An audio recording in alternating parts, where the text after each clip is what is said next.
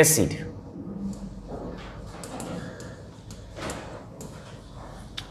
એસિડની પ્રબળતાને અસર કરતા કારણો આપણે જોયું કે પ્રબળ એસિડ હોય ને એનું આયનીકરણ વધારે થાય. ખબર છે ને? પ્રબળ એસિડ હોય એનું આયનીકરણ વધારે થાય. તો એ એસિડની પ્રબળતાના કારણો શું છે? કારણ કે આયનીકરણ વધારે થતું હોય ને, આયનીકરણ વધારે થતું હોય ને તો આયનીકરણ વધારે થાય એની પાછળના કારણો આટલા હોય. આયનીકરણ વધુ થાય એની પાછળના બે કારણો હોઈ શકે. એક કારણ હોઈ શકે બંધની પ્રબળતા,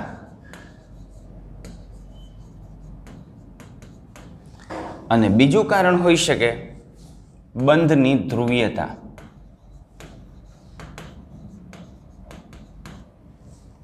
આ બે કારણો હોઈ શકે. ધ્રુવીયતાની આપણે વાત કરીએ તો ધ્રુવીયતાનો આધાર હોય ડેલ્ટા EN ઉપર, યાની વિદ્યુત ઋણતાના તફાવત ઉપર. તો આનો આધાર હોય વિદ્યુત ઋણતાના તફાવત ઉપર, ડેલ્ટા EN. વિદ્યુત ઋણતાનો જે તફાવત છે એ તફાવત ઉપર આધારિત હોય. રેડી? તો આ વિદ્યુત ઋણતાના તફાવત ઉપર આધારિત હોય. જેમ વિદ્યુત ઋણતાનો તફાવત વધારે એમ ધ્રુવીયતા વધારે, અને ધ્રુવીયતા વધુ હોય તો તમે પાણીની અંદર નાખો તો જલીય માધ્યમમાં વધુ આયનીકરણ થાય.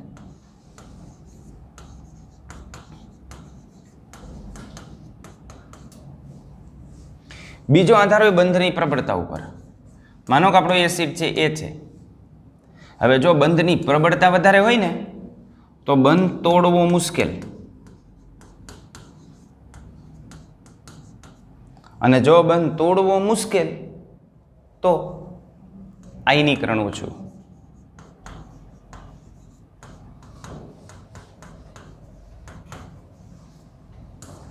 તો આના પરથી તમે આવું કહી શકો, આના ઉપરથી આપણે કેવું હોય તો તમે આટલી વાત કહી શકો કે આ જે પ્રબળતા છે ને, પ્રબળતા ઇઝ પ્રપોઝનલ ટુ ડેલ્ટા EN. કેની પ્રબળતા? એસિડની પ્રબળતા. તો એસિડની જે પ્રબળતા છે એ બંને ઘટકોની વિદ્યુત ઋણતાના તફાવત જેટલો વધારે ને એટલી એસિડની પ્રબળતા વધારે. આના સમપ્રમાણમાં હોય. અને બંધની પ્રબળતા જે છે, આ બંધની પ્રબળતા એની જે સ્ટ્રેન્થ છે એના વ્યસ્ત પ્રમાણમાં હોય.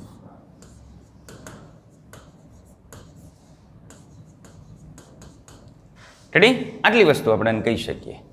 તો ચલો હું એને આધારે આગળ લઉં तो क्या होगा रे, क्या होगा, यहाँ पे क्या होगा. देखो હું ઉદાહરણ લઉં છું. HF, HCl, HBr અને HI. ક્લિયર? આમાં H તો ફિક્સ છે. F, Cl, Br અને I આ બધા એક સમૂહના તત્વો છે. ક્લિયર? હવે આની અંદર આપણે વાત કરીએ તો આપણે બે રીતની ચર્ચા આપણે આની અંદર કરી શકીએ. આમથી આમ જઈએ તો શું થાય? તો પહેલી વાત કરીએ આપણે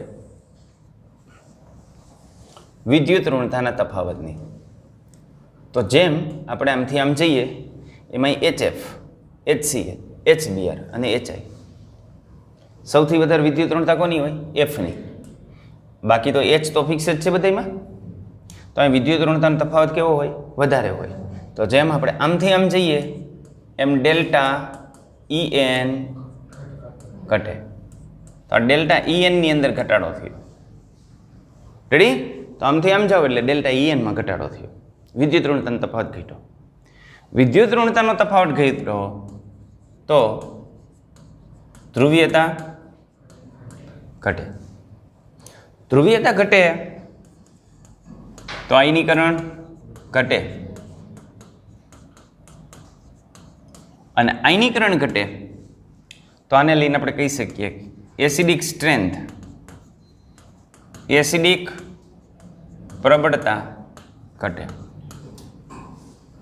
બરાબર? પણ આ વાત આપણે કોને આધારે કરી? ધ્રુવીયતા.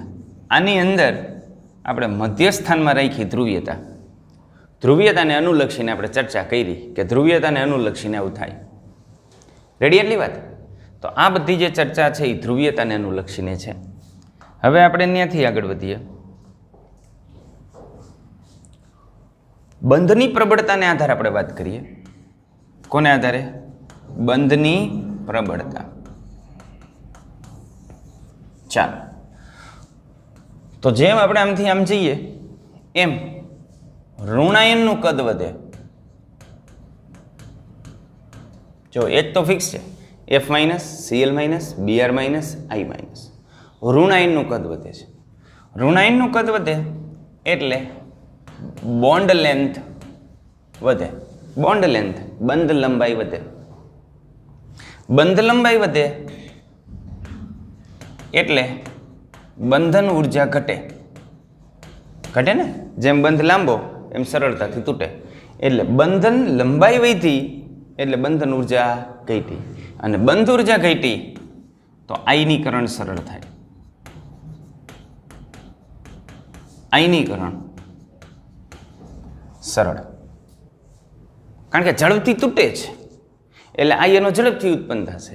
અને આયનીકરણ સરળતાથી થાય તો આની અંદર એસિડિક પ્રબળતા વધે. દેખો, આને શું કીધું? એસિડિક પ્રબળતા વધે. આને શું કીધું? ઘટે. આને એમ કીધું ઘટે, આને એમ કીધું વધે. પ્રેક્ટિકલી શું હોય? આ તો બે આપણે તર્ક જે કહી રહ્યા એની વાત કરી. પ્રેક્ટિકલી શું આની અંદર આપણને જોવા મળે? તો આની અંદર પ્રેક્ટિકલી આપણને આવું જોવા મળે છે કે HF એના કરતાં HClની એસિડિક પ્રબળતા વધારે હોય, HCl કરતાં HBrની વધારે હોય, અને HBr કરતાં HIની વધારે હોય. આમ HF નિર્બળ એસિડ છે, પણ HCl, HBr અને HI પ્રબળ એસિડ છે. આમાં પ્રબળમાં પ્રબળ એસિડ HI, યાની આ વધે એ વાત સાચી, આ વાત સાચી. આ જે છેલ્લે આવ્યું ને એસિડિક પ્રબળતા વધે એ સાચી, યાની આ બંધની પ્રબળતાવાળો કેસ સાચો. આ કેસનું અહીંયા કંઈ પાલન થતું નથી. રેડી? ઓકે. તો HF, HCl, HBr અને HI એક સમૂહની અંદર આપણે જઈએ તો સમૂહની અંદર આપણને આ રીતે જોવા મળે. હવે આવર્તની આપણે વાત કરીએ તો આવર્તમાં હું લઉં મિથેન, કાર્બન પછી આવે નાઇટ્રોજન, નાઇટ્રોજન પછી આવે ઓક્સિજન, ઓક્સિજન પછી આવે ફ્લોરિન, HF. રેડી? આમાં આપણે આમથી આમ જઈએ તો શું થાય? ડાબી બાજુથી જમણી બાજુ તરફ જઈએ તો શું થાય? તો આમાં ડાબી બાજુથી જમણી બાજુ તરફ, પહેલી વસ્તુ ડાબી બાજુથી આપણે જમણી બાજુ તરફ આમાં જઈએ છીએ. શું થાય ડાબી બાજુથી જમણી બાજુ તરફ જતા? તો પહેલાં આપણે વાત કરીએ કોને આધારે? ડેલ્ટા EN ને આધારે. તો આ કાર્બન છે, આ નાઇટ્રોજન છે, આ ઓક્સિજન છે અને આ ફ્લોરિન છે. તો જેમ આમથી આમ જઈએ છીએ એમ ડેલ્ટા EN વધે. વિદ્યુત ઋણતાનો તફાવત વધે ને? વિદ્યુત ઋણતાનો તફાવત વધે એટલે ધ્રુવીયતા વધે, અને ધ્રુવીયતા વધે એટલે આયનીકરણ સરળ. આનું આયનીકરણ સરળ. અને જો આયનીકરણ સરળ તો આ એવું સૂચવે કે એસિડિક પ્રબળતા વધે.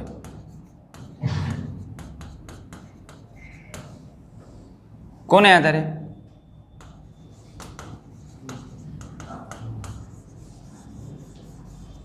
ધ્રુવીયતાને આધારે એમ ક્યાંક વધે. બીજી રીતે આપણે નક્કી કરી શકીએ, અને એ બીજી રીત શું છે? બીજી રીત છે બંધની પ્રબળતા, કદ. તો આ તો આવર્તના તત્વ છે. કાર્બન, નાઇટ્રોજન, ઓક્સિજન, ફ્લોરિન, આમથી આમ જઈએ એમ એના કદમાં શું થાય? ઘટાડો થાય. એટલે કદ ઘટે. કદ ઘટે એટલે આપણે કહી શકીએ કે બોન્ડ લેન્થ ઘટે. બોન્ડ લેન્થ ઘટે એટલે બંધન ઉર્જા વધે. બંધન ઉર્જા વધે એટલે શું થાય? તો આ બંધન ઉર્જા વધી. બંધન ઉર્જા વધી એટલે આપણે આને લઈને કહી શકીએ કે આયનીકરણ મુશ્કેલ. આનું જે આયનીકરણ છે એ આયનીકરણ મુશ્કેલ. અને જો આનું આયનીકરણ મુશ્કેલ હોય તો એસિડિક પ્રબળતા ઓછી, એસિડિક પ્રબળતા ઘટે. આ કે ઘટે, આ કે વધે, વળી પાછો બેમાં વિરોધાભાસ આવ્યો. આ કોને કીધું? બંધની પ્રબળતાને આધારે. તો પ્રબળતા દેવી આવું કંઈક કહે છે અને ધ્રુવીયતા દેવી આવું કંઈક કહે છે. હવે આ બેમાંથી કોનું સાચું? પ્રેક્ટિકલી આપણે જોઈએ તો તમને ખ્યાલ છે કે એમોનિયા બેઝ હોય, પાણી તટસ્થ હોય, HF છે એ એસિડ હોય. ઇન શોર્ટ આની અંદર એસિડિક પ્રબળતા આપણને આમ જોવા મળે. તો આમથી આમ છે એટલે વધે, વધે એટલે આ સાચું, આ ખોટું. તો સમાધાન કેમ કરવું? આમાં આપણે જવાબ દીધો એ ધ્રુવીયતાને આધારે દીધો. આમાં જે આપણે જવાબ દીધો એમાં ધ્રુવીયતા ખોટી પડી પણ બંધની પ્રબળતાને આધારે આવ્યું. એટલે આપણે આનું સોલ્યુશન આમ કર્યું કે આ જે તત્વો છે ને HF, HCl, HBr અને HI એ એક સમૂહના તત્વો છે. સમૂહમાં ઉપરથી નીચે તરફ જઈએ ને ત્યારે આ જે કદ વધતું હોય ને કદની અંદર સાપેક્ષમાં વધારો થતો હોય. બરાબર? તો આ એક સમૂહના તત્વો છે અને સમૂહના તત્વો છે એટલે સમૂહમાં જ્યારે આપણે ઉપરથી નીચે તરફ જઈએ ત્યારે એની એસિડિક પ્રબળતા નક્કી કરવા માટે બંધની જે પ્રબળતા છે એ બંધની ધ્રુવીયતા કરતાં વધુ અગત્યનું પરિબળ છે. કારણ કે કદમાં ફેરફાર વધારે થતો હોય. બરાબર? અહીંથી આપણે જઈએ તો આ જે ડેલ્ટા EN છે ડેલ્ટા EN ઘટતી હોય, વિદ્યુત ઋણતાના તફાવતને આધારે આપણને ધ્રુવીયતા મળતી હોય. પણ આની અંદર સમૂહમાં જ્યારે આપણે ઉપરથી નીચે તરફ જઈએ ત્યારે ધ્રુવીયતા કરતાં બંધની પ્રબળતા છે ને એ વધુ અગત્યનું છે. કારણ કે આને આધારે રિઝલ્ટ આપણને મળે છે. અને જ્યારે આપણે આવર્તમાં ડાબી બાજુથી જમણી બાજુ તરફ જતા હોય ત્યારે બંધની જે પ્રબળતા છે એ પ્રબળતા કરતાં એની જે પોલારિટી, એની ધ્રુવીયતા છે એ વધુ અગત્યનું છે.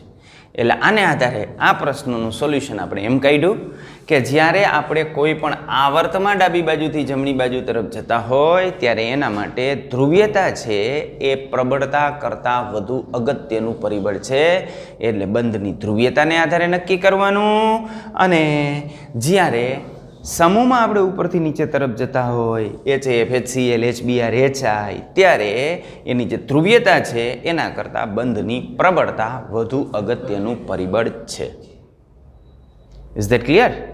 ઓકે, તો આ રીતે આપણને મળે. ચલો હવે ત્યાંથી આગળ જઈએ. એના પછીના ટોપિકની અંદર આપણે જોઈએ સમાન આયન અસર.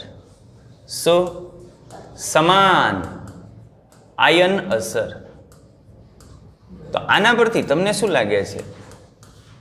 સમાન આયન અસર, સમાન આયન અસર, કોમન આયન ઇફેક્ટ. તો કોમન આયન ઇફેક્ટની અંદર આપણે એ વસ્તુ ધ્યાનમાં રાખતા હોઈએ છીએ કે જ્યારે કોઈ પણ નિર્બળ વિદ્યુત વિભાજ્યની અંદર સંતુલન સ્થિતિ પ્રાપ્ત થયેલી હોય પછી તમે એની અંદર જે ઘટક છે એના કરતાં પ્રબળ વિદ્યુત વિભાજ્ય ઉમેરો અને એવો પ્રબળ વિદ્યુત વિભાજ્ય ઉમેરો કે જેમાં એક આયન કોમન હોય, ધનાયન કોમન હોય અથવા તો ઋણાયન કોમન હોય, બેમાંથી એક આયન કોમન હોય. આવો વિદ્યુત વિભાજ્ય પદાર્થ તમે એની અંદર ઉમેરો ત્યારે એની અંદર સ્થાપિત થયેલું જે સંતુલન છે એ પ્રતિગામી દિશામાં આગળ વધે. આને આપણે સમાન આયન અસર કહીએ છીએ. ચાલો સમજીએ સમાન આયન અસર. દાખલા તરીકે હું નિર્બળ વિદ્યુત વિભાજ્ય લઉં છું એસિટિક એસિડ CH3COOH. આ CH3COOH નું જલીય દ્રાવણ લઉં એટલે એની અંદર આ પ્રકારનું સંતુલન સ્થપાયેલું હોય. લિક્વિડ છે, એક્વિયસ છે. It gives and take CH3COO minus and H3O plus. Ready? આ રીતનું આપણને જોવા મળે. આ સ્થાપિત થયેલું સંતુલન. ક્લિયર એટલું? તો આ પ્રકારનું સંતુલન આપણને આની અંદર જોવા મળે છે. હવે આપણે ત્યાંથી આગળ વધીએ તો આ સ્થાપિત થયેલું સંતુલન છે. હવે આને માટે ડિસ્ટર્બ કરવો છે. કેમ ડિસ્ટર્બ કરી શકાય? લાકડીથી તેને ધોકાવી ન શકાય. બરાબર? તો એને ડિસ્ટર્બ કરવા માટે હું શું કરું છું?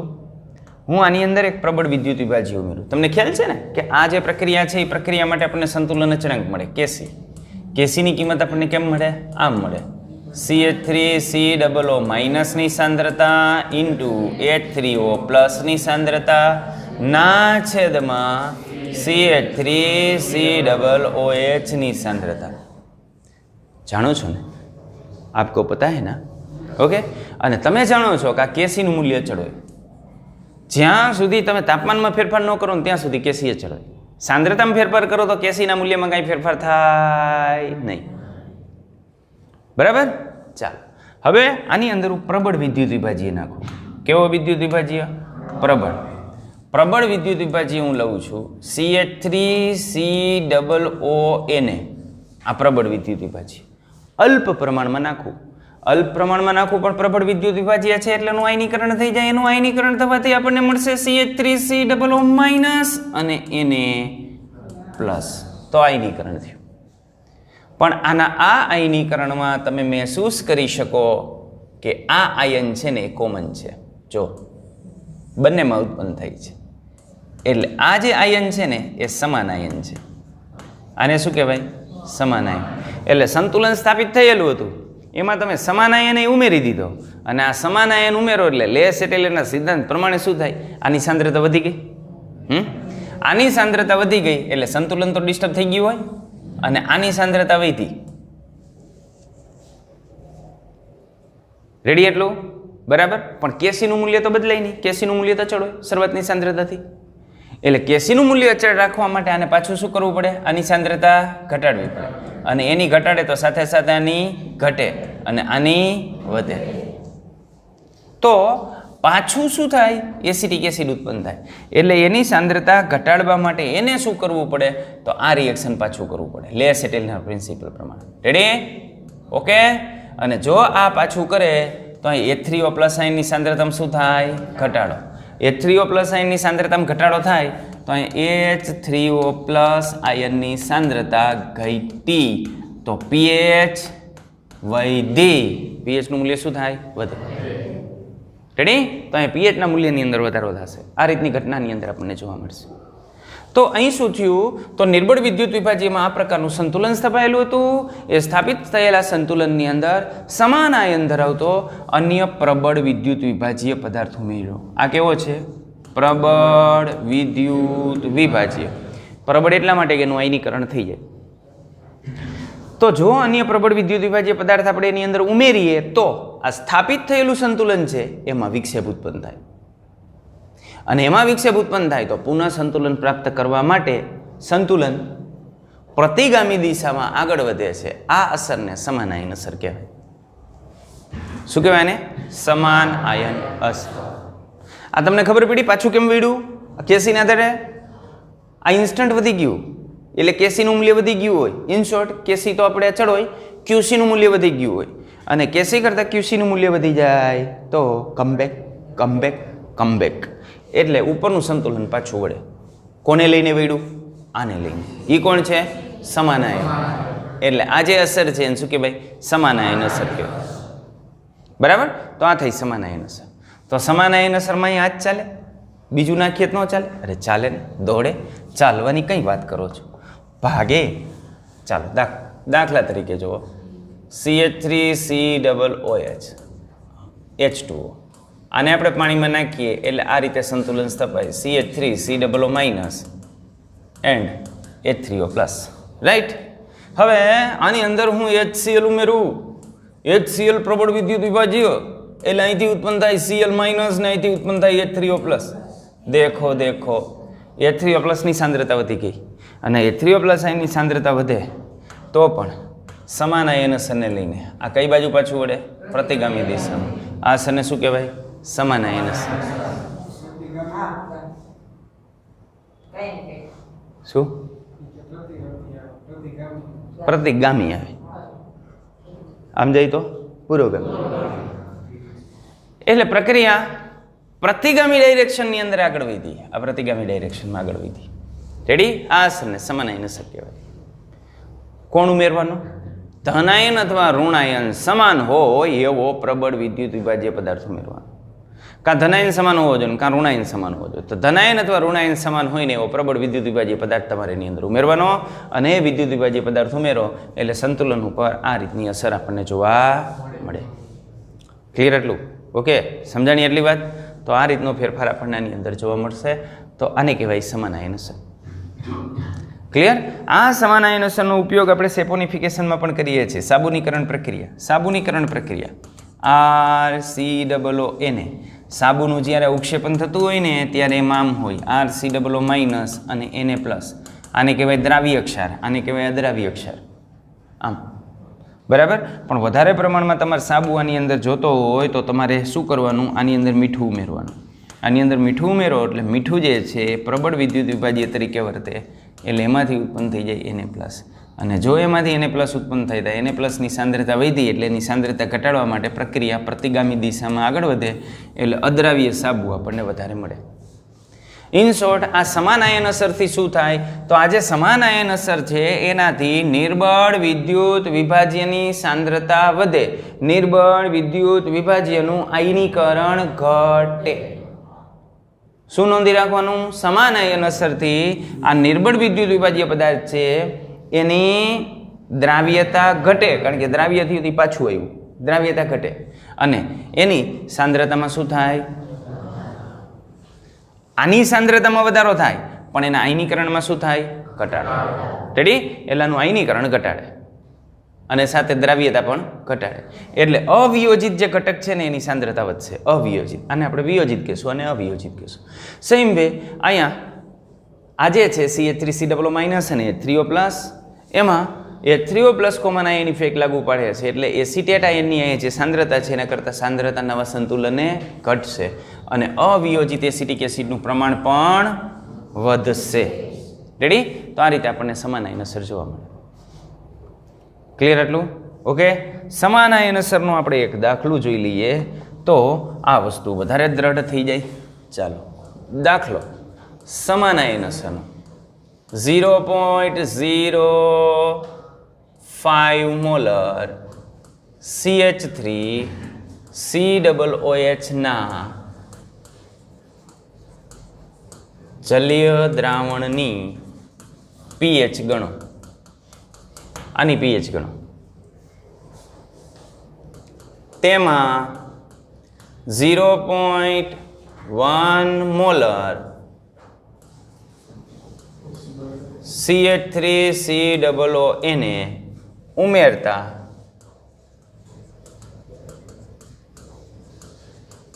મળતા દ્રાવણની pH ગણો. ચાલો, હવે આપણે pH ગણવાની છે. બે pH ગણવાની છે. એક તો કેની pH ગણવાની છે? તો પહેલી pH આપણે ગણી આની.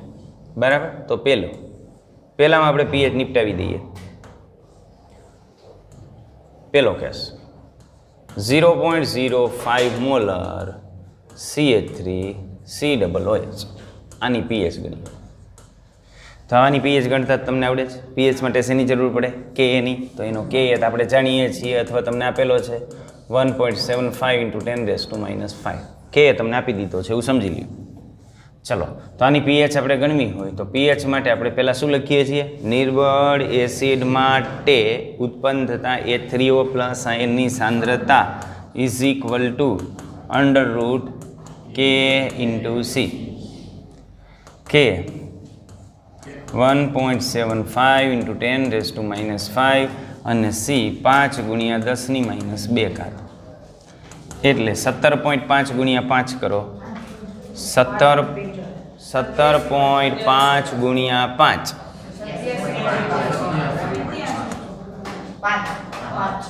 87.5 અને 10 વડે ગુણ નહીં, એટલે 10 વડે ભાગવા પડે. 10⁻⁶ અને -2 એટલે 10⁻8. હવે આપણે આનું વર્ગમૂળ કાઢીએ એટલે અહીંથી આવશે 10⁻4 9.35 41. એટલે આ આપણને મળી ગયું H3O પ્લસ આયનની સાંદ્રતા આટલા મોટા. રેડી? હવે આને આધારે આપણે pH મેળવી લઈએ. એટલે pH is equal to -log H3O plus આયનની સાંદ્રતા is equal to -log H3O plus આયનની સાંદ્રતા 9.354 × 10⁻⁴ is equal to -4 plus 0.93 log 93 93 93 5 4 9710 આ મળી ગયું 9710 માઇનસ આ થઈ જશે માઇનસ 3.0290 માઇનસ માઇનસ પ્લસ યાની 3.029 આ મળી ગઈ પીએચ. ઓકે, પહેલું કામ પૂરું. હવે તેમાં આટલા મોલર એસિટેટ આયન આપણે ઉમેરીએ અને દ્રાવણની પીએચ આપણે ગણીએ છીએ. બરાબર? તો હવે જો એમાં એ ઉમેરેલો હોય તો શું થાય? તો આમ થાય CH3COOH. રેડી? એની અંદર આપણે પાણી નાખીએ, આ પાણી, એટલે આ રીતે આયનીકરણ થશે. CH3COO minus plus H3O plus. Clear? Okay, જો માત્ર ને માત્ર એસિટિક એસિડ હોય ને તો H3O પ્લસ આયનની સાંદ્રતા આટલી મળે. માત્ર ને માત્ર H3O પ્લસ હોય, આ જ હોય એસિટિક એસિડ હોય તો એમાં H3O પ્લસ આયનની સાંદ્રતા 10⁻⁴ ની રેન્જની મળે. કેટલી મળે? 10⁻⁴ ની રેન્જની. પણ આમાં તો આપણે શું કરવાનું છે? તો આમાં તો આપણે ઉમેરવાના છીએ. શું ઉમેરવાના છીએ? CH3COO ને આ ઉમેરીએ તો આ તો પ્રબળ વિદ્યુત વિભાજીય છે એટલે એનું સંપૂર્ણ આયનીકરણ થઈ જાય. રેડી? ઓકે, હવે એનું જો સંપૂર્ણ આયનીકરણ થઈ જાય તો અહીં આપણે એ કેટલું ઉમેરીએ છીએ? 0.1 મોલર. તો જો એ 0.1 મોલર ઉમેરતા હોય તો આની સાંદ્રતા 0.1 મોલર હોય તો આની કેટલી થાય? 0.1 થાય અને આની પણ 0.1 થાય. રેડી? તો આ 0.1 મોલર આપણે આની અંદર ઉમેર્યું. ક્લિયર એટલી વસ્તુ? તો આ 0.1 મોલર. હવે સમાન આયન અસરને લઈને આની સાંદ્રતામાં તો ફેરફાર આવ્યો હોય. બરાબર? તો સમાન આયન અસરને લઈને આની સાંદ્રતા આપણે ધારી લઈએ કે ધારો કે આનું આયનીકરણ x જેટલું થાય છે. કેટલો? x જેટલું આયનીકરણ થાય છે. x જેટલું આયનીકરણ થાય તો આ કેટલો ઉત્પન્ન થાય? તો આને આધાર હું લઈ નાખું કે CH3COO માઇનસની સાંદ્રતા ઇઝ ઇક્વલ ટુ કેટલી ઉત્પન્ન થઈ દ્રાવણમાં આવે? 0.1 plus x is equal to approx 0.1. શા માટે? કારણ કે 0.1 is very very very greater than x. કારણ કે જેથી સમાન આયન અસર નહોતું થતું ને ત્યારે H3O પ્લસ આયનની સાંદ્રતા કેટલી મળતી હતી? 10⁻⁴ મળતી હતી. 10⁻⁴ મળતી હતી. અને અહીંયા અત્યારે જો H3O પ્લસ આયનની સાંદ્રતા સમાન આયન અસરને લઈને 10⁻⁴ કરતાં ઓછી મળે. અને જો એના કરતાં ઓછી મળે તો આની સાપેક્ષમાં નાનું કહેવાય એટલે આપણે ઉગણી શકીએ. તો આને ઉગણી નાખ્યું અને આને ઉગણી નાખ્યું તો આપણને આનું મૂલ્ય મળી ગયું. ઓકે, હવે આપણી પાસે શું છે? તો આપણી પાસે તો આ વસ્તુ છે કે કે કેનો? એસિટિક એસિડનો કે. આ ઉપરનાનો કે તો અચળ જ રહે. તો એનો કે ઇઝ ઇક્વલ ટુ CH3COO માઇનસની સાંદ્રતા ઇન્ટુ H3O પ્લસની સાંદ્રતા ના છેદમાં CH3COOH ની સાંદ્રતા. રેડી? કિંમત મૂકી દઈએ. ચલો, આની કિંમત કેટલી મૂકશું આપણે? 0.1. આની કિંમત કેટલી મૂકશું? x. આની કિંમત કેટલી મૂકશું? એની CH3COOH ની. તો CH3COOH ની કિંમત આપણે મૂકવાની છે. તો લગભગ CH3COOH ની સાંદ્રતા કેટલી હોય? તો આયનીકરણ ખૂબ ઓછું થયું એટલે આપણે આના જેટલી લઈ શકીએ 0.05. બરાબર? તો એની સાંદ્રતા હોય 0.05. અને આ શું છે? કે એની કિંમત આપણને ખબર છે 1.75 × 10⁻⁵. તો આના પરથી આપણને મળે x. Therefore x is equal to 1.75 × 10⁻⁵ into 5 × 10⁻² ના છેદમાં 10⁻1. રેડી? એટલે આનો જવાબ આપણને મળશે. આને હું કરી નાખું 10⁻1 અને 10⁻1 કાઢી નાખું એટલે -1 વધી એટલે આને 0.5 કરી નાખું અને 0.5 વડે ગુણી નાખો એટલે 10⁻0.5માં જવાબ આવશે 10⁻5. 1.75 × 0.5 કેટલો? 0.875. આ આપણને મળી x ની કિંમત, યાની x ઇઝ ઇક્વલ ટુ આપણને મળ્યું 875 × 10⁻⁶. આ આપણને મળી ગયું x. રેડી? ઓકે, તો આ x ની કિંમત આપણને મળી. તો જુઓ આમાં શું થયો? ફેરફાર આવ્યો. કેટલો ફેરફાર આવ્યો? પહેલાં એક્સની કિંમત કેટલી હતી? તો પહેલાં એક્સની કિંમત આપણે લઈએ તો એક્સની કિંમત આટલી આપણને મળતી હતી, 10⁻⁴ મળતી હતી. હવે આપણને 10⁻⁶ની અંદર મળી. આ શું છે? આ એક્સ આપણે કેના બરાબર ધાર્યો હતો? H3O+ આયનની સાંદ્રતા બરાબર. રેડી? તો મિશ્રણમાં H3O+ આયનની સાંદ્રતા મળી. મિશ્રણમાં H3O+ ની સાંદ્રતા ઇઝ ઇક્વલ ટુ x, અને આ x ની કિંમત આપણને મળી 8.75 × 10⁻⁶. 8.75 × 10⁻⁶ મોલર.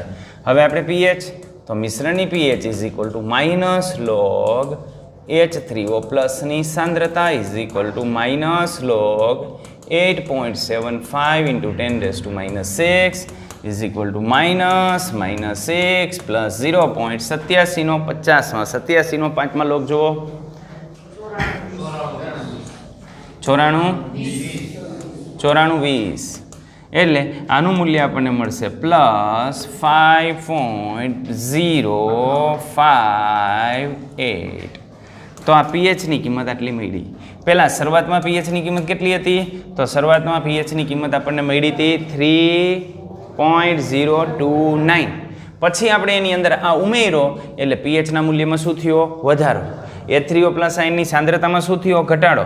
આ 10⁻⁴ની રેન્જની હતી અને આપણને કઈ મળી? 10⁻⁶ની રેન્જમાં મળી.